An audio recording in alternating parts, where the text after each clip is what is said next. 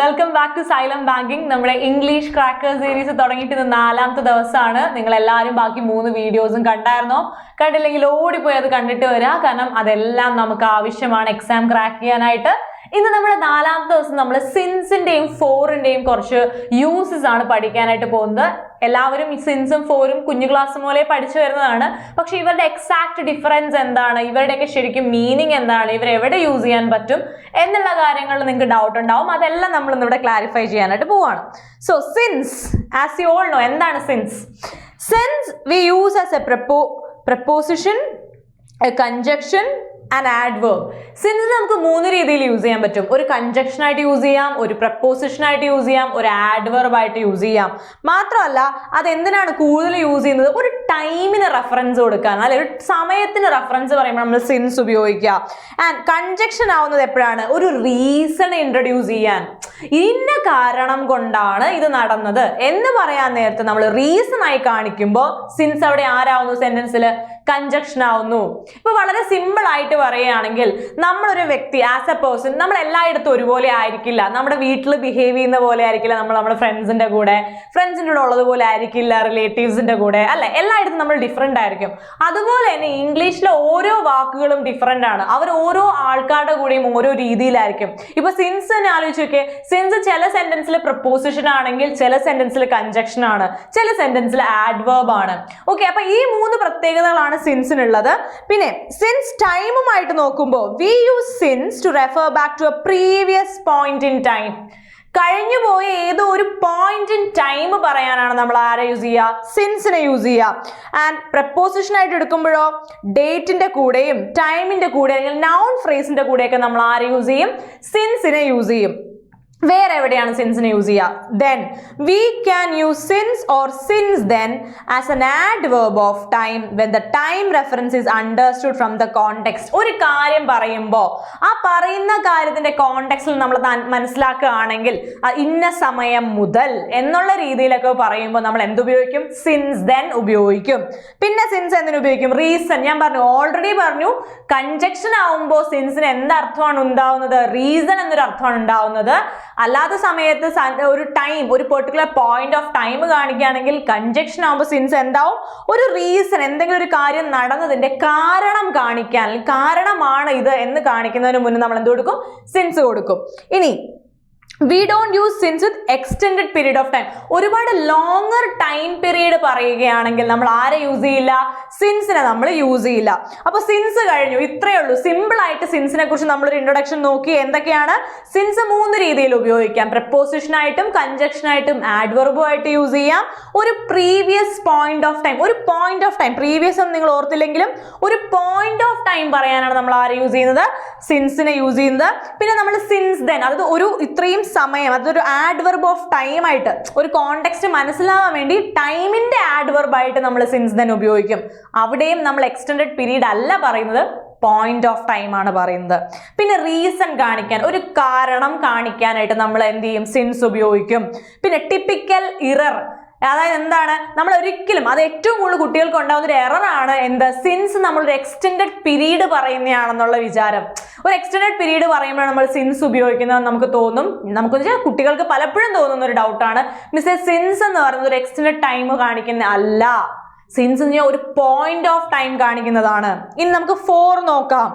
Four is usually a preposition and sometimes a conjunction. Since ആണെങ്കിൽ പ്രപ്പോസിഷനും കൺജക്ഷനും ആഡ്വർബും ആണ്. പക്ഷെ ഫോർ അങ്ങനെയല്ല. ഫോർ എന്തൊക്കെയാണ്? ഫോർ ഒരു പ്രപ്പോസിഷൻ ആണ് ആൻഡ് വല്ലപ്പോഴും മാത്രം സെന്റൻസിൽ അത് ആരായിട്ട് വർക്ക് ചെയ്യും? കൺജക്ഷൻ ആയിട്ട് വർക്ക് ചെയ്യും. പർപ്പസ് കാണിക്കാൻ we use for to talk about a purpose or a reason for something. Same, ഒരു കാരണത്തെ കുറിച്ചോ അല്ലെങ്കിൽ പേർപ്പസിനെ കുറിച്ചോ നമ്മൾ സംസാരിക്കുമ്പോൾ സെന്റൻസിൽ നമ്മൾ ആരെ യൂസ് ചെയ്യും? ഫോർ യൂസ് ചെയ്യും. We often use for to introduce a person or person receiving something. പിന്നെ നമ്മൾ എന്തിനാണ്? ഒരു ആരെയെങ്കിലും ഒരാളെ ഇൻട്രൊഡ്യൂസ് ചെയ്യാണ് നമ്മൾ സെന്റൻസിൽ. ആ സമയത്ത് നമ്മൾ ആ ആളെ ഇൻട്രൊഡ്യൂസ് ചെയ്യാൻ വേണ്ടിയിട്ട് ഫോർ ഉപയോഗിക്കും. Okay, I am doing this for someone. നമ്മൾ കേട്ടില്ല, ഇത് വേറൊരാൾക്ക് ചെയ്യുകയാണെങ്കിൽ വേറൊരാൾ ഉണ്ടെന്നുള്ള രീതിയിലൊക്കെ റെഫറൻസ് പറയുമ്പോൾ നമുക്ക് ഫോർ ഉപയോഗിക്കാം. പിന്നെ ഡ്യൂറേഷൻ, ഒരു ടൈം, നമ്മൾ നേരത്തെ പറഞ്ഞ ഒരു പോയിന്റ് ഓഫ് ടൈം, അപ്പൊ നിങ്ങൾക്ക് ഡൗട്ട് ഉണ്ടായി സിൻസ് എന്തുകൊണ്ട് എക്സ്റ്റെൻഡഡ് ടൈം ഉപയോഗിക്കുന്നത്? കാരണം സിൻസിന് ഇവിടെ ഒരു ആരെയാണ് നമ്മൾ യൂസ് ചെയ്യുക? ഫോർ. സിൻസിന് പകരം നമ്മൾ ഫോറിനെയാണ് എക്സ്റ്റെൻഡഡ് പീരീഡ് ഓഫ് ടൈം കാണിക്കാനായിട്ട് യൂസ് ചെയ്യുന്നത്. ഡ്യൂറേഷൻ, ഒരു കാര്യം തുടങ്ങി എത്ര നേരം അത് ലാസ്റ്റ് ചെയ്തു എന്ന് കാണിക്കാൻ നമ്മൾ ആരെ യൂസ് ചെയ്യും? ഫോർ യൂസ് ചെയ്യും. ഒരു പോയിന്റ് ഓഫ് ടൈം കാണിക്കാൻ നമ്മൾ ആരെ യൂസ് ചെയ്യും? സിൻസിനെ യൂസ് ചെയ്യും. ഇനി we use for to refer to an exchange, ഒരു എക്സ്ചേഞ്ചിന്റെ റെഫറൻസ് കാണിക്കാനും നമ്മൾ ആരെ യൂസ് ചെയ്യും? ഫോർ യൂസ് ചെയ്യും. ഇനി ഫോർ പ്ലസ് ING, നമ്മൾ ഫോറിന്റെ കൂടെ ING ഫോം ഉപയോഗിക്കും. എന്താണ്? A verb to talk about the function of something or how something is used. ഒരു കാര്യം എങ്ങനെയാണ് യൂസ് ചെയ്യപ്പെടുന്നത് എന്ന് കാണിക്കാൻ നമ്മൾ ഫോറിന്റെ കൂടെ വെർബിന്റെ കൂടെ എന്ത് ചെയ്യും? ING, V1 plus ING use ചെയ്യാറുണ്ട്. ഇനി പ്രത്യേകിച്ചും അത് എന്തിനെ കാണിക്കാനായിരിക്കും? ഒരു റീസണെ കാണിക്കാനായിരിക്കും. മാത്രമല്ല some time we don't use for plus ING to express our purpose or intention. We use to plus infinitive. അപ്പോൾ ഈ പർപ്പസും ഇന്റൻഷനും കാണിക്കാൻ നമുക്ക് ഒരിക്കലും ഫോർ പ്ലസ് ING ഉപയോഗിക്കാൻ പറ്റില്ല. അതായത് ഒരു സെന്റൻസ് വായിക്കുമ്പോൾ ഫോർ പ്ലസ് ING നമുക്ക് കറക്റ്റ് ആണെന്ന് തോന്നും. പക്ഷെ ആ സെന്റൻസ് ഒരു പർപ്പസിനെയോ ഇന്റൻഷനെയോ കാണിക്കുന്നതാണെങ്കിൽ എന്ത് ചെയ്യാൻ പറ്റില്ല? നമുക്കവിടെ ഫോർ പ്ലസ് ING ഉപയോഗിക്കാൻ പാടില്ല. പകരം ടു പ്ലസ് വെർബിന്റെ ഫസ്റ്റ് ഫോം ആണ് യൂസ് ചെയ്യേണ്ടത്. ഇൻഫിനിറ്റീവ് എന്താണെന്ന് നിങ്ങൾക്ക് അറിയാം. ബെയർ ഇൻഫിനിറ്റീവ് ഉണ്ട്, ഫുൾ ഇൻഫിനിറ്റീവ് ഉണ്ട്. അതിന്റെയൊക്കെ ക്ലാസ്സസ് നിങ്ങൾക്ക് വേണം, അല്ലെങ്കിൽ അതിന്റെ ഐഡിയ ഇല്ല എന്നാണെങ്കിൽ നിങ്ങൾ കമന്റ് ചെയ്യുക, നമുക്ക് നോക്കാം. അതിന്റെ ഒക്കെ ബേസിക് ക്ലാസ്സസ് നമുക്ക് എടുക്കാനായിട്ട് സാധിക്കും. ഇനി നമുക്ക് കറക്റ്റ് ആയിട്ട് തന്നെ ഡിഫറൻഷിയേറ്റ് ചെയ്ത് പഠിക്കാം. നോക്കിക്കോ, ലോങ് പീരീഡ് അല്ലെങ്കിൽ ഡ്യൂറേഷൻ പറയാൻ നമ്മൾ ആരെ ഉപയോഗിക്കും? ഫോർ. അതേസമയം സിൻസ് ആകുമ്പോഴോ പർട്ടിക്കുലർ പോയിന്റ് ഇൻ ടൈം. ഇനി ന്യൂമറിക്കൽ അഡ്ജക്റ്റീവ്സ്, അതായത് ഫോർ വെച്ച് നമ്മൾ സംസാരിക്കുമ്പോഴെല്ലായ്പ്പോഴും നമ്മൾ 10 days, 12 months, 6 seconds, 1 hour, 3 minutes ഇങ്ങനെ ന്യൂമറിക്കൽസ് ഉപയോഗിച്ചിട്ടായിരിക്കും നമ്മൾ ഫോർ പറയുക. 10 years, 6 months, 6 days, 3 hours, 2 minutes. So ഇതേപോലെ ന്യൂമറിക്കൽ വെച്ച് നമ്മളൊരു ടൈം പീരീഡ് പറയുമ്പോൾ നമുക്ക് എന്ത് യൂസ് ചെയ്യാം? ഫോർ യൂസ് ചെയ്യാം. മാത്രമല്ല എപ്പോഴും നിങ്ങൾ ശ്രദ്ധിക്കേണ്ട ഒരു കാര്യം, ഫോറും സിൻസും രണ്ട് ടെൻസിന്റെ കൂടെ മാത്രമേ ഉപയോഗിക്കാൻ പറ്റൂ. അത് പെർഫെക്റ്റ് ടെൻസും പെർഫെക്റ്റ് കണ്ടിന്യൂസ് ടെൻസും ആണ്. അതായത് പ്രസന്റ് ആവട്ടെ, പാസ്റ്റ് ആവട്ടെ, ഫ്യൂച്ചർ ആവട്ടെ, ഇവർ മൂന്ന് പേരിലും പെർഫെക്റ്റിന്റെ കൂടെയും പെർഫെക്റ്റ് കണ്ടിന്യൂസിന്റെ കൂടെയും മാത്രമേ നമുക്ക് ആരും ഉപയോഗിക്കാൻ പറ്റൂ? ഫോറും സിൻസും ഉപയോഗിക്കാനായിട്ട് പറ്റത്തുള്ളൂ. അതായത് has, have, had, V3, has, have, had, been, V plus V1 plus ING. എങ്ങനെ ഈ രണ്ട്, അതായത് ഒന്ന് പാസ്റ്റ് പെർഫെക്റ്റ് ആണെങ്കിൽ ഒന്ന് പെർഫെക്റ്റ് ആണ്, ഒന്ന് പെർഫെക്റ്റ് കണ്ടിന്യൂസ് ആണ്. ഇപ്പൊ ഹാസും ഹാവും ഹാഡും ഞാൻ കൊടുത്തിട്ടുണ്ട്. പ്രസന്റും ഫ്യൂച്ചറും പാസ്റ്റ് ആയാൽ പോലും ഈ മൂന്നെണ്ണത്തിലും പെർഫെക്റ്റ് ആൻഡ് പെർഫെക്റ്റ് കണ്ടിന്യൂസിന്റെ കൂടെയാണ് നമ്മൾ ആരും ഉപയോഗിക്കുന്നത്? സിൻസ് അല്ലെങ്കിൽ ഫോർ രണ്ട് യൂസ് ചെയ്യുന്നത്.